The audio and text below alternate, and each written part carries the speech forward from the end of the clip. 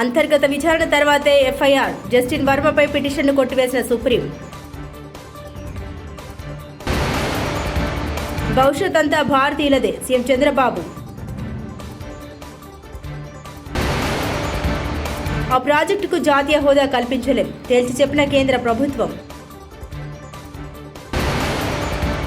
Pamban bridge సిద్ధం, శ్రీరామనవమి రోజున ప్రారంభం. అధికారిక నివాసంలో పెద్ద ఎత్తున నోట్ల కట్టలు బయటపడిన ఆరోపణలు ఎదుర్కొంటున్న ఢిల్లీ హైకోర్టు జడ్జి యశ్వంత్ వర్మపై ఎఫ్ఐఆర్ నమోదుకు ఆదేశించాలని కోరుతూ దాఖలైన పిటిషన్ను సుప్రీంకోర్టు శుక్రవారం రోజు తోసిపుచ్చింది. ముందు అంతర్గత విచారణ పూర్తి కావాలని న్యాయమూర్తులు అభయ్ ఓకా, ఉజ్జల్ భుయాన్తో కూడిన ధర్మాసనం అభిప్రాయపడింది. పాలమూరు రంగారెడ్డి ఎత్తిపోతల పథకం జాతీయ ప్రాజెక్టు ప్రతిపాదనను కేంద్ర ప్రభుత్వం వెనక్కు పంపింది. కృష్ణా నది జలాల వినియోగంపై రెండు రాష్ట్రాల మధ్య ప్రస్తుత వివాదం సుప్రీంకోర్టులో ఉందని కేంద్ర ప్రభుత్వం స్పష్టం చేసింది. కృష్ణా ట్రిబ్యునల్ 2 ఇందుకు సంబంధించిన విచారణ చేపడుతోందని కేంద్ర జలశక్తి శాఖ అధికారులు ప్రస్తావించారు. కోర్టు వివాదం నేపథ్యంలో ఈ ప్రాజెక్టు టెక్నో ఎకనామిక్ రిపోర్టును పరిగణలోకి తీసుకోవడం సాధ్యం కాదని కేంద్ర జలశక్తి శాఖ తేల్చి చెప్పింది. ఈ నేపథ్యంలోని ప్రతిపాదన తెలంగాణ రాష్ట్రానికి తిరిగి పంపినట్లు లోక్సభలో కేంద్రం తెలిపింది. 2022 సెప్టెంబర్లో ప్రాజెక్టుకు జాతీయ హోదా కల్పించాలని తెలంగాణ రాష్ట్ర ప్రభుత్వం కేంద్ర జల సంఘానికి ప్రతిపాదనలు పంపిందని కేంద్ర ప్రభుత్వం గుర్తు చేసింది. రామేశ్వరం వెళ్లే పర్యాటకులను ఆకట్టుకుంటున్న తమిళనాడులోని పాత పంబన్ బ్రిడ్జి స్థానాన్ని కొద్ది రోజుల్లో కొత్త వంతెన ఆక్రమించనుంది. ఈ బ్రిడ్జి నిర్మాణం 2024 సెప్టెంబర్లో పూర్తి కాగా వచ్చే నెలలో శ్రీరామనవమి సందర్భంగా ప్రారంభించేందుకు సన్నాహాలు చేస్తున్నారు. నౌకలు రాకపోకల కోసం తెరుచుకునేటప్పుడు పాత వంతెన 2 రెక్కలుగా విడిపోతుంది. కాగా కొత్త వంతెన అమాంతం నిలువున 22 మీటర్ల పైకి లేస్తుంది. ప్రపంచమంతా భారత్ వైపు చూస్తోందని, ఇకపై భవిష్యత్ అంతా భారతీయులదే అని ముఖ్యమంత్రి చంద్రబాబు నాయుడు అన్నారు. ఐఐటి మద్రాసులో ఆల్ ఇండియా రీసెర్చ్ కాలేజ్ సమ్మిట్లో సీఎం మాట్లాడారు. ఐఐటి మద్రాస్ అనేక అంశాల్లో దేశంలోనే నెంబర్ 1 అని అన్నారు. ఐఐటి మద్రాస్ ఆన్లైన్ కోర్సులు అందిస్తుందని, ఐఐటి మద్రాస్ స్టార్టప్ అగ్నికల్ మంచి విజయాలు అందుకుందని తెలిపారు. ఇక్కడి స్టార్టప్లు 80% విజయవంతం అవుతున్నాయన్నారు. ఐఐటి మద్రాస్లో దాదాపు 40% మంది తెలుగు విద్యార్థులే ఉన్నారని అన్నారు. ఎక్కువగా ఉన్నాయి. కాన్ఫిడెన్స్ లెవెల్స్ కూడా బ్రహ్మాండంగా వచ్చాయి. నేను చెన్నైలో ఏ యూనివర్సిటీ పైనా సగం మంది తెలుగు స్టూడెంట్సే ఉన్నారు. It is a great experience. I'm proud to be Indian. అదే సమయంలో నేను గర్వపడుతున్న తెలుగువాడుగా. అదే విధంగా ఇక్కడ తమిళనాడులో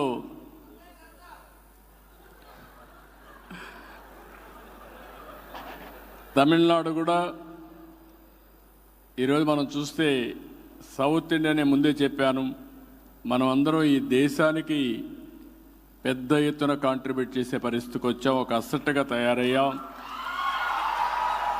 ఇప్పుడు ఈ స్టేట్స్ ఎవరైతే మనం అగ్రెసివ్గా ముందుకు పోయాం వీళ్ళందరూ ఆలోచించుకోవాల్సింది పాపులేషన్ మేనేజ్మెంట్లో కూడా జాగ్రత్తగా ఉండాలి. లేకపోతే నార్త్ ఇండియా పాపులేషన్ పెరిగినాక మైగ్రేషన్ అక్కడి నుంచి ఇక్కడికి వచ్చే పరిస్థితికి వస్తారు. ఇప్పుడు విదేశాలకు మనం పోతున్నాం, రేపు అక్కడి నుంచి ఇక్కడికి వచ్చే పరిస్థితి వస్తుంది.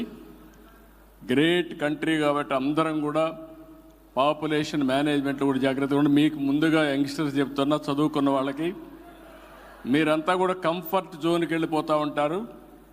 పెళ్లి చేసుకుంటాం, మంచి ఉద్యోగం వస్తుంది,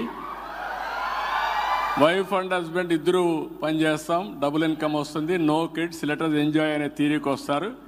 దానివల్ల పాపులేషన్ డ్రాస్టిక్గా తగ్గిపోయే పరిస్థితి వస్తుంది.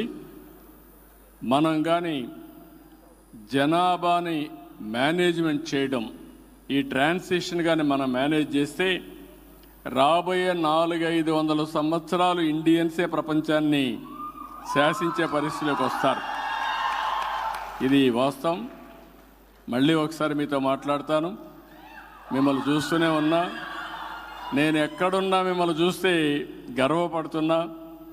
నేను చేసిన పని మీరు గుర్తించి పూర్తిగా సహకరిస్తున్నారు. అలాంటి మీకు అందరికీ మనస్ఫూర్తిగా అభినందిస్తూ, మీరు ఒకటే గుర్తుపెట్టుకోండి, 95లో ఐటీ మాట్లాడా, 2025లో ఏఐ మాట్లాడుతున్నా. ఆ రోజు హైటెక్ సిటీ కట్టా, ఇప్పుడు క్వాంటమ్ వ్యాలీగా సిలికాన్ వ్యాలీకి పోటీగా క్వాంటమ్ వ్యాలీ డెవలప్ చేస్తున్నాం. మీరు ఏవైతే ఇన్నోవేషన్స్ ఉన్నాయో అవన్నీ వర్కౌట్ చేయండి. నా ఆశంతా మీ మీదనే, నా కాన్ఫిడెన్స్ కూడా మీ మీదనే. రాబోయే రోజుల్లో ఆంధ్రప్రదేశ్లో ఉండే తెలుగు వాళ్ళ ఆదాయం 55 లక్షల రూపాయలు తలసరి ఆదాయం అవుతుంది. అక్కడ ఉండే వాళ్ళ ఆదాయం 55 లక్షలైతే వేరే రాష్ట్రాల్లో ఉండే క్రీమ్ ఆఫ్ ది సొసైటీ, వేరే దేశాల్లో ఉండే మీరు ఎంత సంపాదిస్తారో సంపాదించడం కాకుండా మళ్ళీ బ్యాక్ టు ఆంధ్రప్రదేశ్కి వచ్చి డెవలప్ చేసే పరిస్థితి రావాలి. జన్మభూమి కర్మభూమి రెండు కూడా గుర్తుపెట్టుకొని పనిచేయాల్సిందిగా నేను కోరుకుంటూ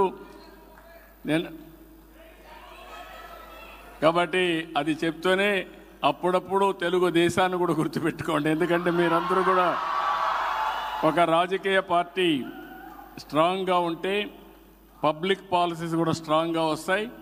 పబ్లిక్ పాలసీ స్ట్రాంగ్గా ఉంటే మీ భవిష్యత్తు కూడా బంగారు భవిష్యత్తు అవుతుంది. ఈ విషయం గుర్తుపెట్టుకోవాల్సిందిగా మరొక్కసారి అందరిని కోరుకుంటూ వండర్ఫుల్ ఈవినింగ్, ఆఫ్టర్నూన్, ఎక్సలెంట్ ఇది వస్తూ ఉంది. ఓకే, పవన్ కళ్యాణ్ బాగున్నాడు, బాలకృష్ణ బాగున్నారు, అందరూ బాగున్నారు. మీరు ఎంత చదువుకున్నా సినిమాలు మాత్రం ఎప్పుడు అభిమానిస్తూనే ఉంటారు. I really appreciate you. అందరికీ వణక్కం. Thank you. Please, crowd, please maintain decorum, please. Crowd, we request you not to. విద్యా ఐటీ శాఖల మంత్రి నారా లోకేష్ ను 11 టెక్ పిడుగు అఖిల్ ఆఖేల్లా కలిశారు. ఈ సందర్భంగా టెక్నాలజీలో అద్భుత ప్రతిభను కనబరుస్తున్న అఖిల్ ను మంత్రి అభినందించారు. ఈ రోజు ఉదయం ఉండవల్లిలోని నివాసంలో తన తండ్రితో కలిసి మంత్రి లోకేష్ ను అఖిల్ కలుసుకున్నారు. 11 అఖిల్ యూకేలో విద్యను అభ్యసిస్తున్నారు. చిన్న వయసులోనే టెక్నాలజీ రంగంలో అద్భుత ప్రతిభను కనబరుస్తున్నారు అఖిల్. ఈ రంగంలో ఎన్నో మైలురాళ్లను సాధించారు. రమేష్ రెడ్డిపై చర్యలు తీసుకోకపోతే 48 గంటల్లో రాజీనామా చేస్తా. కొలికపూడి శ్రీనివాస్ రమేష్ రెడ్డి వ్యవహారాన్ని పార్టీ అధిష్టానం దృష్టికి 10 రోజుల క్రితమే తీసుకెళ్లా. ఇప్పటి వరకు ఎలాంటి నిర్ణయం తీసుకోలేదు. నా గురించి తప్పుడు ప్రచారం చేస్తున్న వారికి ఒకటే ఛాలెంజ్, తిరువూరులో ఎక్కడైనా పబ్లిక్ డిబేట్ పెట్టండి, వస్తా. తేదీ సమయం చెప్పండి. ఎమ్మెల్యే కొలికపూడి శ్రీనివాస్. నేనే అందరికీ చెప్తున్నా, పార్టీ దృష్టిలో పెట్టాం, నాయకులకు చెప్పాం, చర్య తీసుకుంటారు, కాస్త ఓపిక పట్టండి. నేను వ్యక్తిగత స్థాయిలో స్పందించడానికి నాకు నిమిషం పట్టింది. కానీ ఒక శాసనసభ్యుడిగా నేనేమన్నా స్పందిస్తే దాని మీద అందరి విశ్లేషణ ఉంటుంది. కాబట్టి నేను ఒక బాధ్యతాయుతమైన శాసనసభ్యుడిగా సమన్వయం పాటిస్తున్నాను, కొంచెం ఆగండి అని అందరికీ చెప్పాను. ఇంత దారుణం చేసిన రమేష్ రెడ్డి మీద పార్టీ నాయకత్వం చర్యలు తీసుకోకపోతే 48 గంటల తర్వాత నేను రాజీనామా చేస్తాను. తిరుమల శ్రీవారిని సినీ నటుడు నితిన్ దర్శించుకున్నారు. శుక్రవారం వీఐపీ ప్రారంభ విరామ దర్శన సమయంలో శ్రీకాళహస్తి ఎమ్మెల్యే సుధీర్ రెడ్డితో కలిసి ఆయన స్వామివారి సేవలో పాల్గొన్నారు. తితిది అధికారులు వీరికి స్వాగతం పలికి దర్శన ఏర్పాట్లు చేశారు. దర్శనం అనంతరం రంగనాయకుల మండపంలో నితిన్కు పండితులు ఆశీర్వచనం చేసి స్వామివారి తీర్థ ప్రసాదాన్ని అందించారు.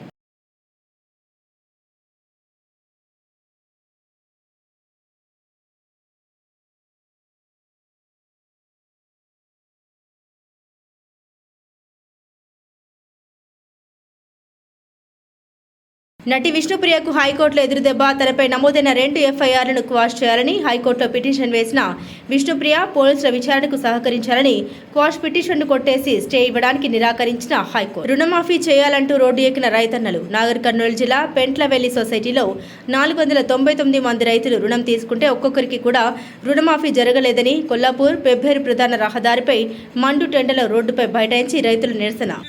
రైతులపై పంజాబ్ ప్రభుత్వం అణచివేత నిర్బంధం దాడులు ఆపాలని కేంద్ర బీజేపీ ప్రభుత్వం దేశ రైతాంగానికి ఇచ్చిన రాతపూర్వక హామీలు అమలు చేయాలని, గిట్టుబాటు ధరల గ్యారంటీ చట్టం చేయాలని జనగామ చౌరస్తాలో సంయుక్త కిసాన్ మోర్చా ఆధ్వర్యంలో నిరసన కార్యక్రమం చేపట్టారు. ఈ సందర్భంగా తెలంగాణ రైతు సంఘం జిల్లా కార్యదర్శి భూక్యా చందు నాయక్ మాట్లాడారు.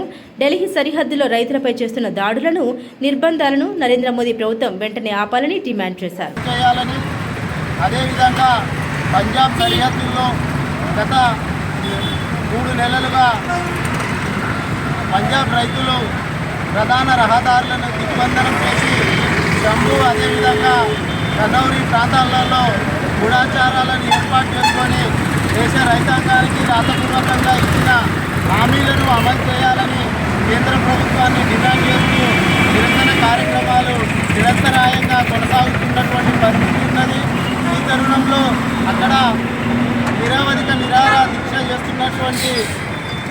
దల్లేవాళ్ళు, అదేవిధంగా ముఖ్యమైన రైతు నాయకులు, కేంద్ర ప్రభుత్వం, కేంద్ర మంత్రి, వ్యవసాయ శాఖ మంత్రి శివరాజ్ సింగ్ చౌహాన్ చర్చలకు పిలిచిన సందర్భంలో చర్చలకు తిరిగి వస్తుండగా ఇక్కడ గూఢాచారాలు ఏర్పాటు చేసుకొని నిరసన తెలుపుతున్నటువంటి రైతుల గూఢాచారాలన్నిటినీ బుల్డోజర్లతోని కూల్చేసి ఈరోజు ముఖ్యమైన నాయకత్వాన్ని అందరికీ అత్యవసరంగా ఎటువంటి సమాచారం లేకుండా గూఢాచారాలను కూల్చేసి నిర్బంధించి అక్రమంగా అరెస్టు చేయడం జరిగింది.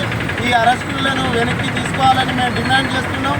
మోడీ ప్రభుత్వం అధికారంలో వచ్చిన నాటి నుండి క్రమంగా వ్యవసాయ రంగానికి దివాలా తీయించే ప్రయత్నం చేస్తూ ఉన్నది. రైతుల ఆదాయాన్ని రెట్టింపు చేస్తామని చెప్పి ఈరోజు రైతులను నడ్డిలించే కార్యక్రమాన్ని తీసుకొస్తూ ఉన్నారు. అదేవిధంగా రైతు వ్యతిరేక చట్టాలను విరమించాలని పెద్ద ఎత్తున పోరాటం చేసిన ఫలితంగా మోడీ ప్రభుత్వం గత్యంతరం లేక చట్టాలను విరమించుకొని ఈరోజు దొడ్డిదారిన మార్కెట్ ముసాయిదాల పేరుతో కొత్త చట్టాలను తీసుకొచ్చేటువంటి ప్రయత్నం చేస్తూ ఉన్నది. అదేవిధంగా విద్యుత్ సవరణ చట్టాన్ని తీసుకొచ్చే ప్రయత్నం చేస్తూ ఉన్నది.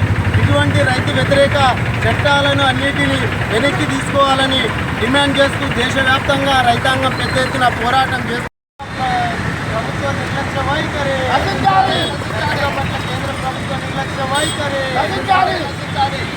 ఇచ్చిన రాతపూర్వక హామీలను, కేంద్ర ప్రభుత్వం రైతాంగానికి ఇచ్చిన రాతపూర్వక హామీలను అమలు చేయాలి. కేంద్ర ప్రభుత్వం దేశ రైతాంగానికి ఇచ్చిన రాతపూర్వక హామీలను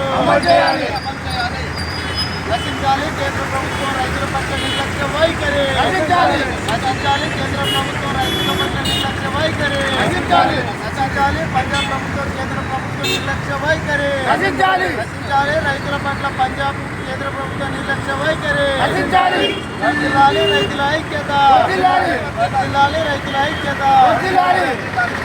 వరంగల్ జిల్లాలో ఏప్రిల్ 27న నిర్వహించే బీఆర్ఎస్ రజతోత్సవ భారీ బహిరంగ సభను ఉద్దేశించి హన్మకొండ జిల్లా బీఆర్ఎస్ పార్టీ కార్యాలయంలో ఏర్పాటు చేసిన మీడియా సమావేశంలో పాల్గొన్న మాజీ chief whip BRS party Hanamkonda జిల్లా అధ్యక్షులు దాస్యం వినయ్ భాస్కర్, మాజీ ఎమ్మెల్యే పెద్ది సుదర్శన్ రెడ్డి, మాజీ ఎమ్మెల్యే ఉడతల సతీష్ బాబు, మాజీ ఎంపీ బోయిన్పల్లి వినోద్ కుమార్, మాజీ ఎమ్మెల్యే నన్నపునేని నరేందర్, మాజీ ఉప ముఖ్యమంత్రి తాటికొండ రాజయ్య పాల్గొన్నారు. ఈ సందర్భంగా వారు మాట్లాడుతూ తెలంగాణ ప్రజల 60 ఏండ్ల కలను సాకారం చేసింది టీఆర్ఎస్ బీఆర్ఎస్ పార్టీ అన్నారు.